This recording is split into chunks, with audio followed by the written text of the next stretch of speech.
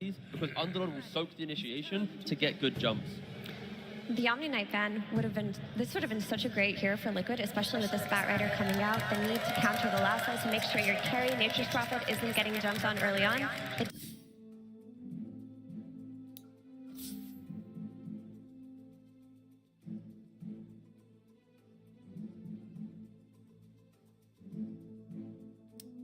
Gladiators turn to ban.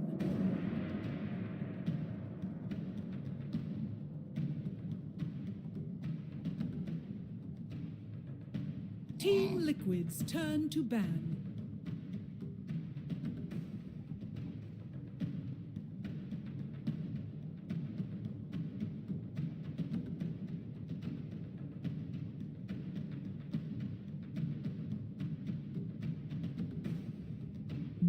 Seconds remaining.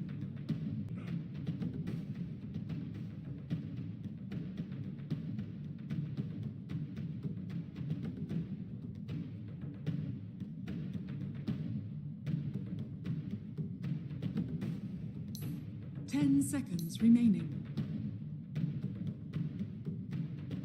5 seconds remaining.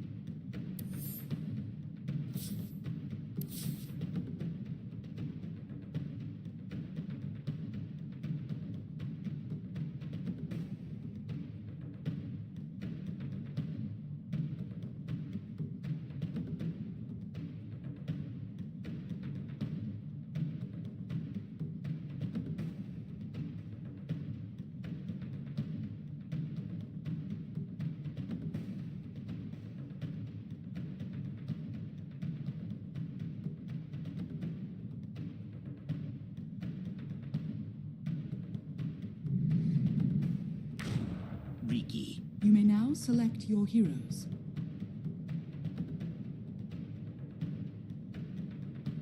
Skål!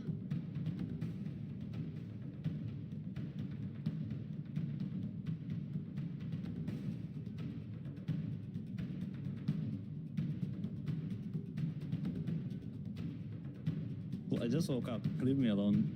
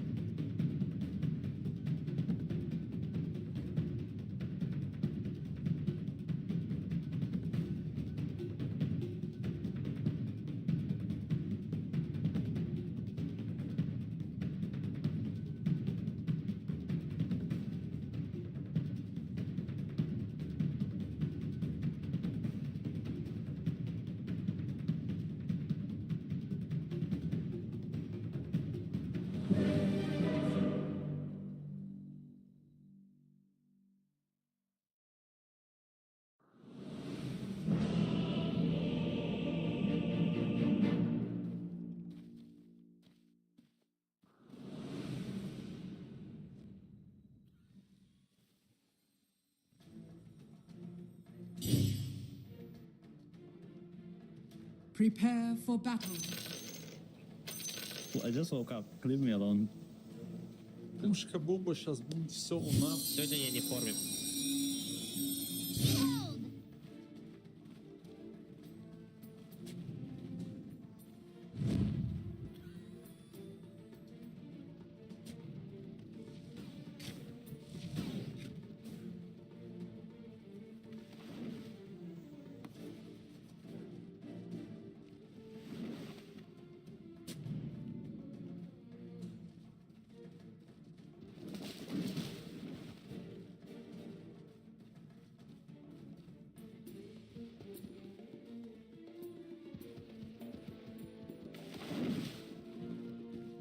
30 seconds to battle.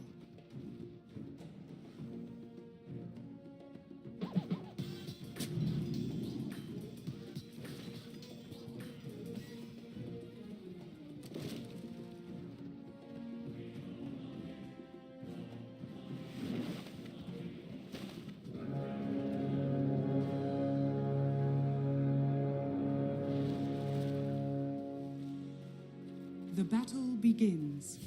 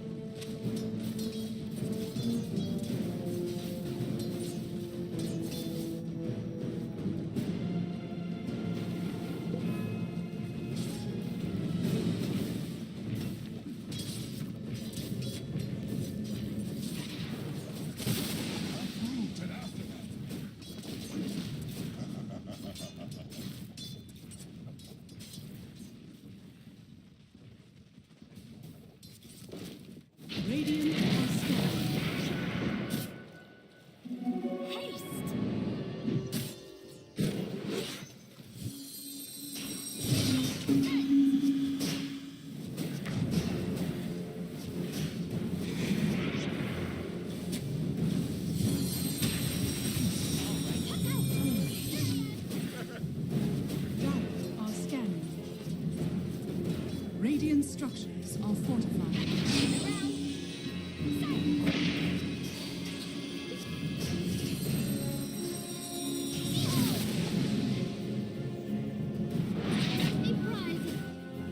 Radiant's middle tower is under attack.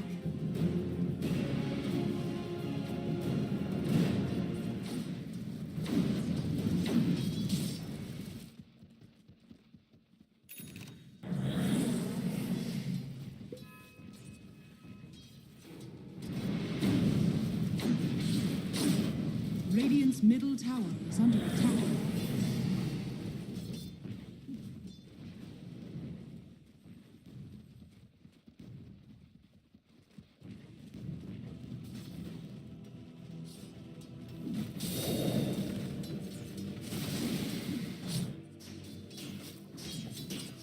Dire's top tower is under attack.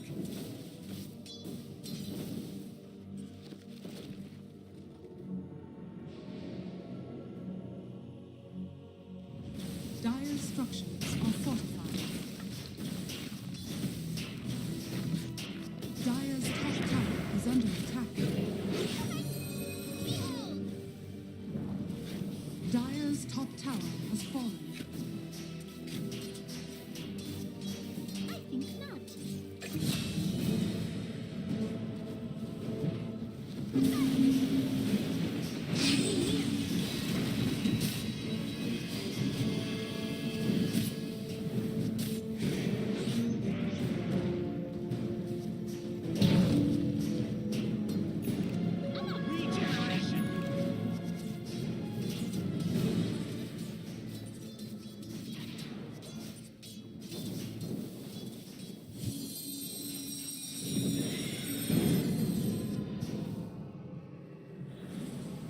Radiant's middle tower is under attack.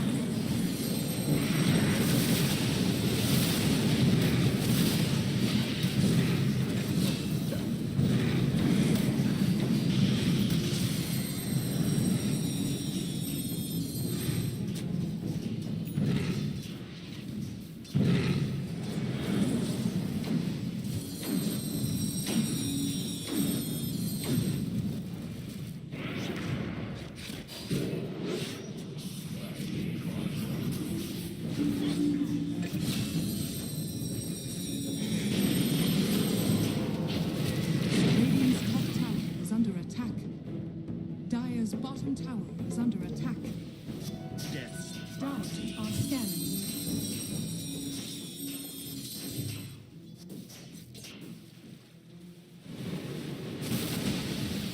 Radiant's middle tower is under attack.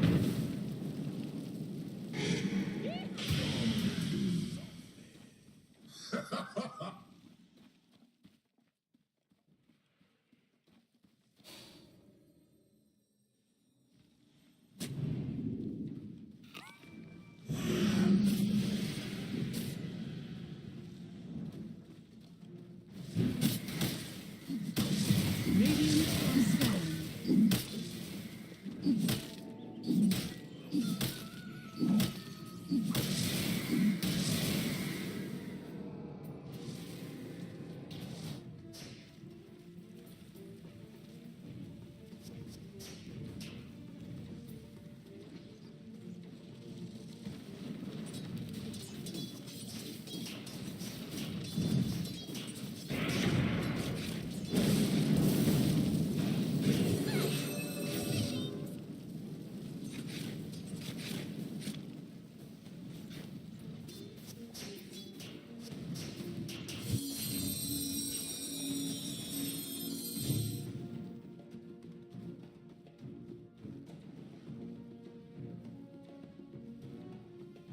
Dire are scanning. Radiant's bottom tower is under attack.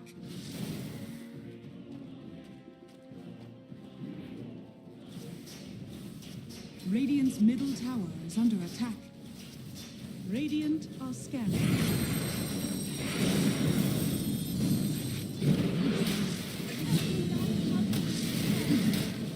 Oh, you're dead. What a surprise.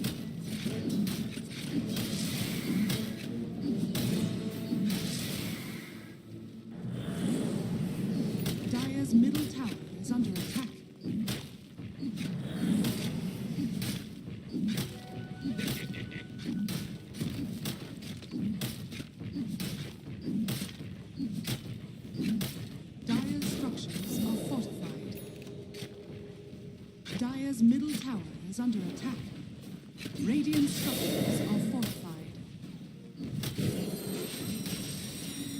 Dire's top tower is under attack. Radiant's bottom tower is under attack. Radiant's bottom tower has fallen.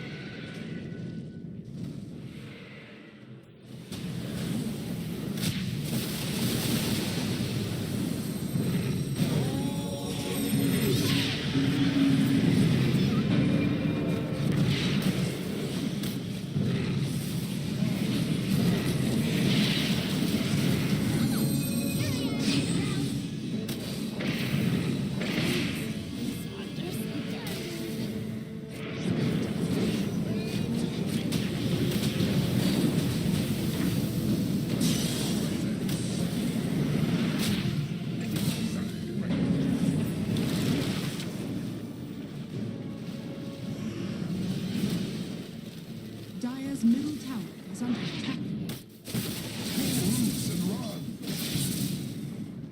Dire's middle tower has fallen.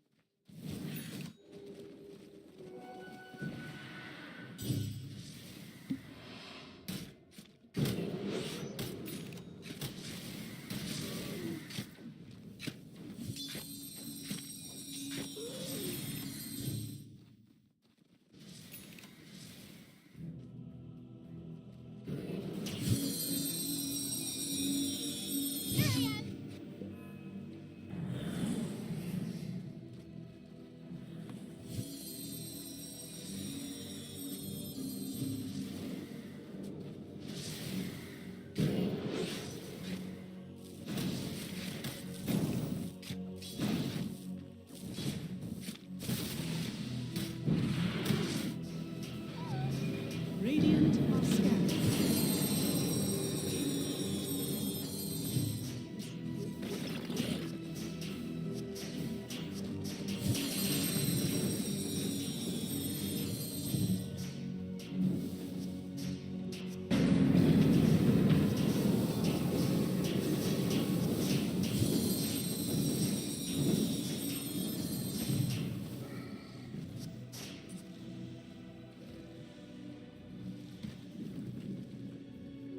A prize.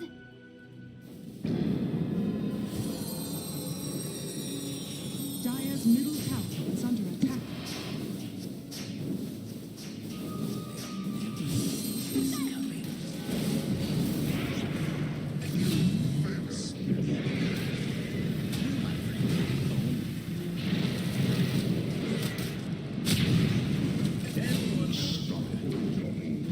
Dire's top tower is under attack.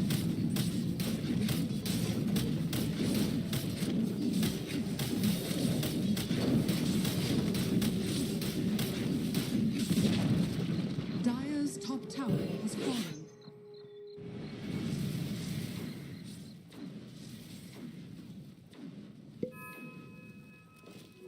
My Dire threat are rewarded. scanning.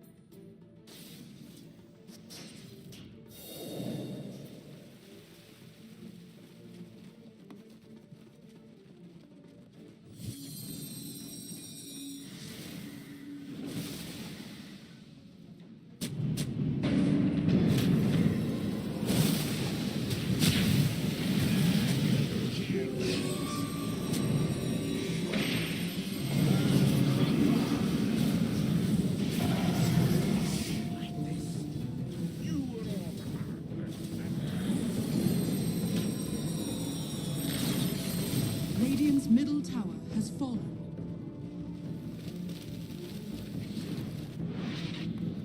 Radiant's middle tower is under attack.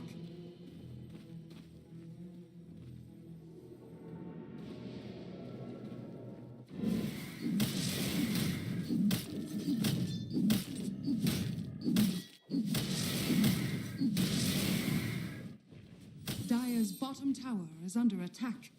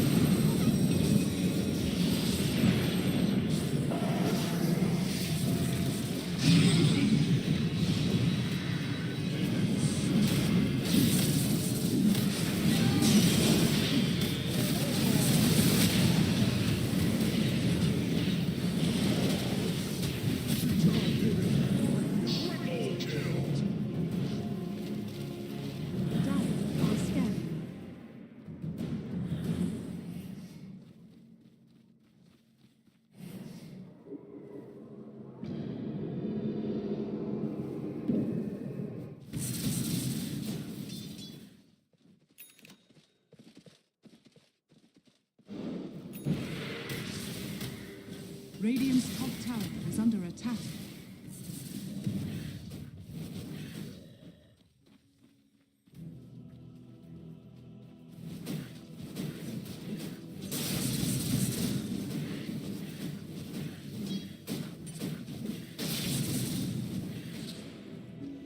The seeds of fortune.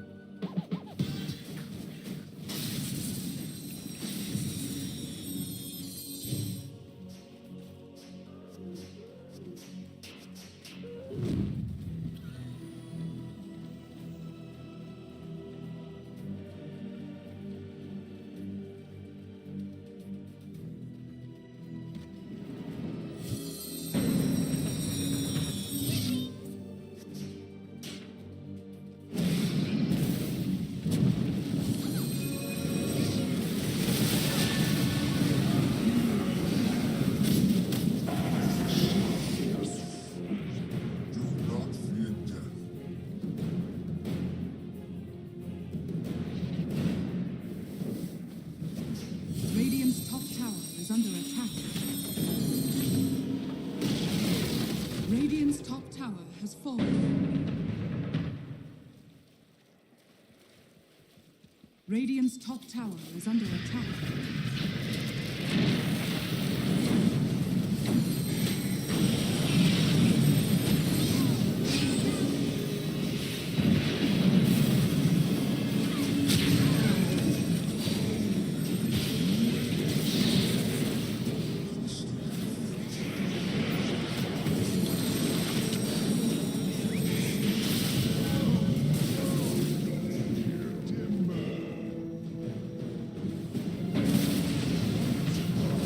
Radiant structures are fortified.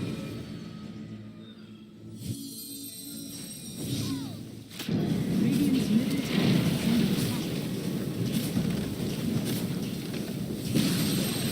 Radiant's middle tower has fallen.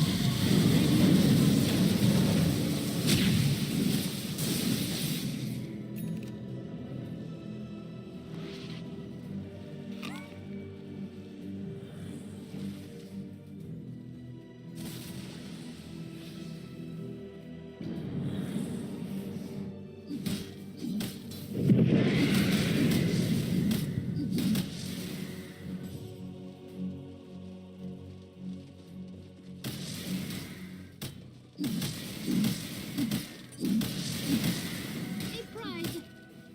Radiant are standing.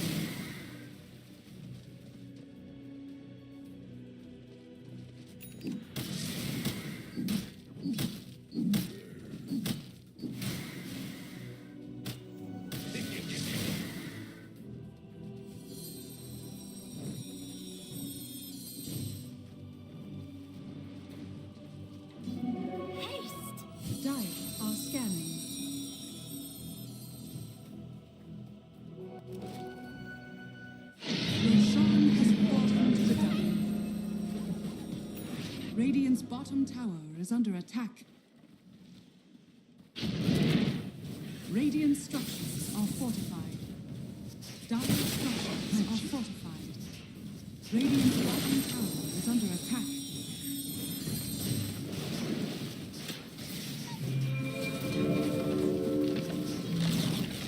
Radiant's bottom tower has fallen.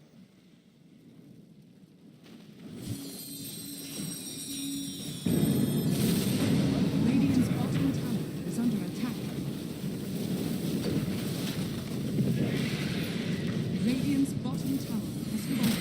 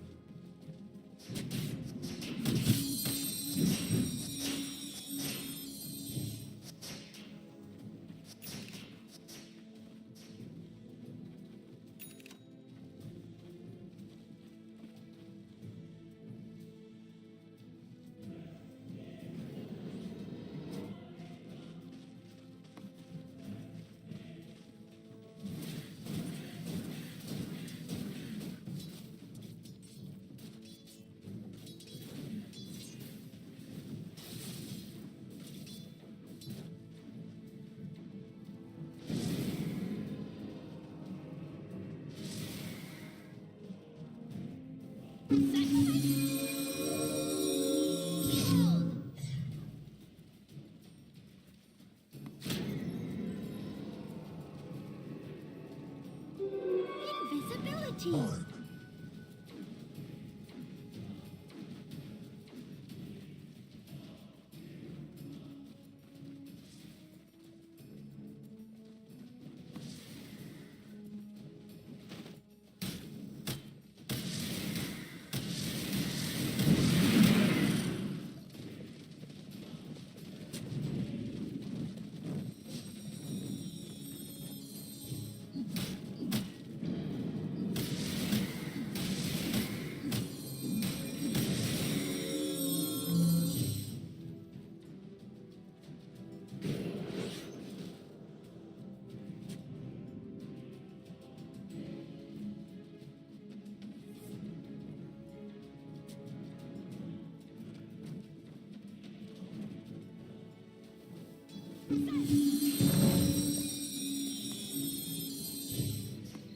Dire are scanning. Dire's middle tower is under attack.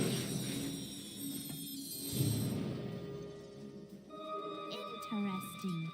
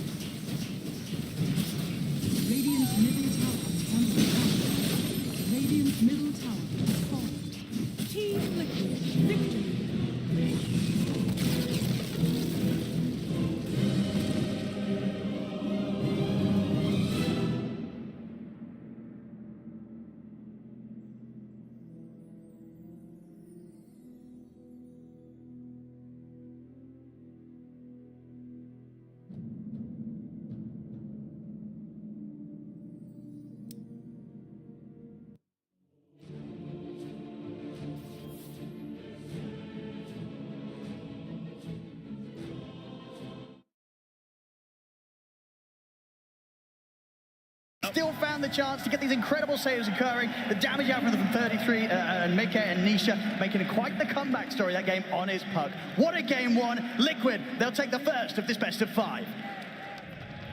Woo! Game one of this best of 5 goes the way of Team Liquid. A lot to break down with this one. And I want to start with the double support duo coming out from Team Liquid T-Gov. It was a stellar performance. No, just the move that are making the saves again. Shadow Demon, he is one of the supports of the tournaments, right? If you have the positioning, you keep finding the save, you push them forward. But Liquid in this game, it was incredible. They're under so much pressure. A couple key fights, the turnaround, and they just, obliterated GAIMIN so quickly. It feels like it was like one tier 1 fight into there is no map for GAIMIN to play.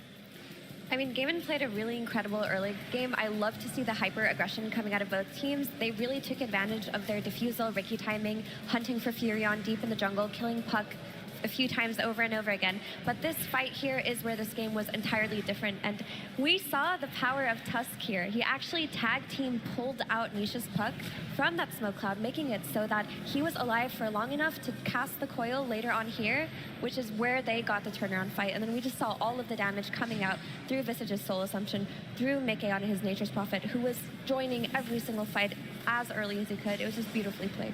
They needed all the auras early on so they can take the fights. Visage, he's getting all the money in the world. If you look at the network chart, he's always top 3, top 2 here already. Some really nicely placed shards from Boxy. He's playing out of his mind. This drinking buddy is pretty much acting as the force staff, and you can also use it on birds, so the birds go pretty much every single fight. And the coil has been something that they didn't have any tools to deal with, because Ricky, yeah, he's annoying, but the problem always was with the hero that how do you get to your BKB timing? Like, sure, you're having a good time, you did solo kill him in the mid lane, but after that, you can feel him suffer. And itemization-wise, they were really on point for Team Liquid. This force tap on Puck, forces out of the cloud, and knowing that he needs to itemize for himself. Ricky had the shard at that moment, so others can't really use any of the abilities, and after that, the game was pretty much done so. Yeah, and Liquid identified that after that fight, the game was theirs. They made a beautiful play where they cut off Duraccio trying to join his team in the triangle, killed him first. They snowballed off of that, and they realized that this was their game at that point. All they had to do was bring their heroes together, place some sentries, and there's nothing GAIMIN could do. That is the issue with Ricky. While he is very snowbally, he's also very reverse snowbally, because once you've itemized against him and his net worth is low, there's really not that much he can do. And we also saw the power of Tusk not just as the pseudo save, as the pseudo force staff, but the tag team, the Drinking Buddies damage on the Prophet. He was out DPSing the Crimson Guard on Underlord. Underlord looked so squishy in this game. And it was a slippery slope for GAIMIN, right? When you have Ricky and CK as your position 1 and 2, if you're not finding pickups on the map, if you're not dictating the pace of the game, your enemy balls up, you can't find pickups because they're always going to be 5. And I think that's where Liquid, they identified that very quickly as it hit kind of like the 20-minute mark. And then, sure, Quinn might have some laning advantage, Duraccio might have an early Orchid, but that's all they've got. They're hoping for a pick.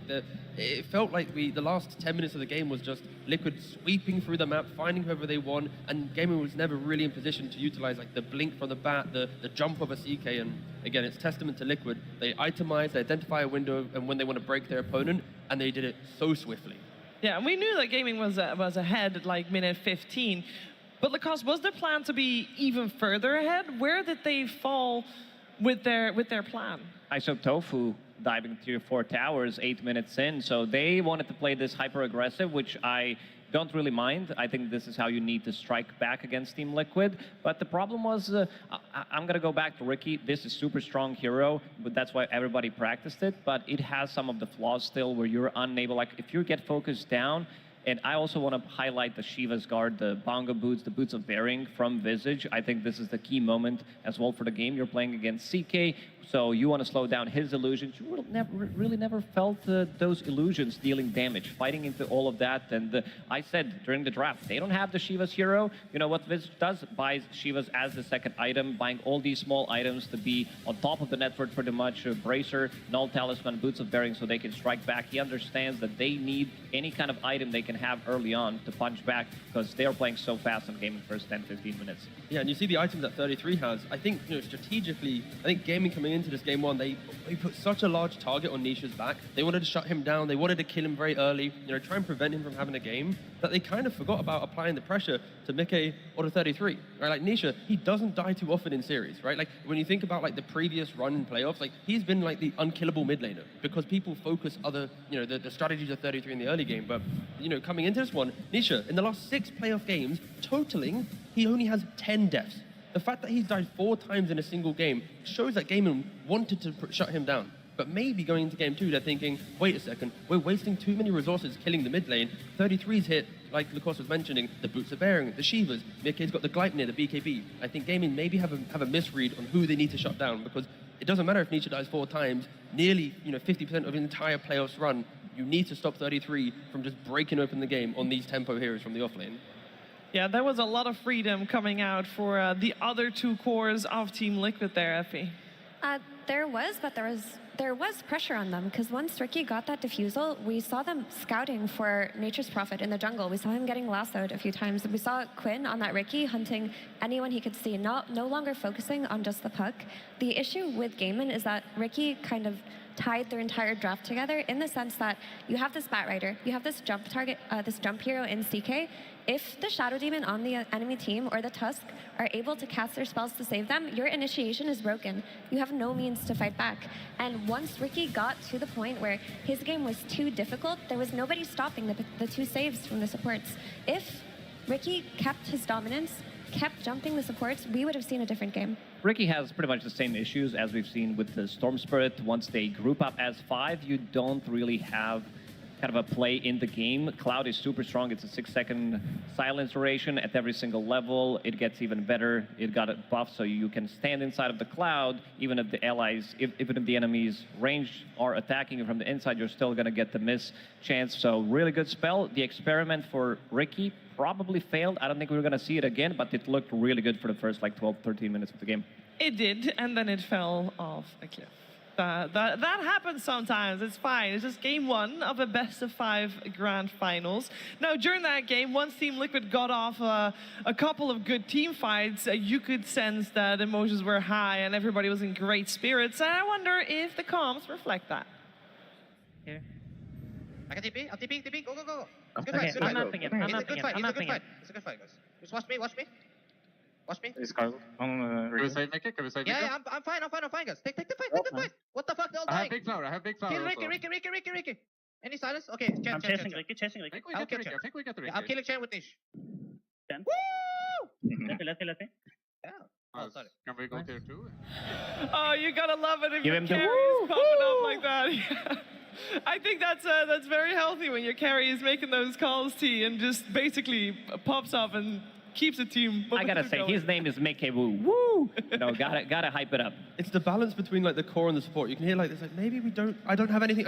It doesn't matter if you have nothing. I'm the core. Go and then go. Yeah, exactly. I just love hearing the team comms every single time, and a little bit of energy as well. Hearing the emotion, the woo, like of course it means so much to them. And that's game 1 down. Just 2 more to go. 2 more to go for Team Liquid. I love hearing the emotions coming out there as well. I also always love hearing from Purge.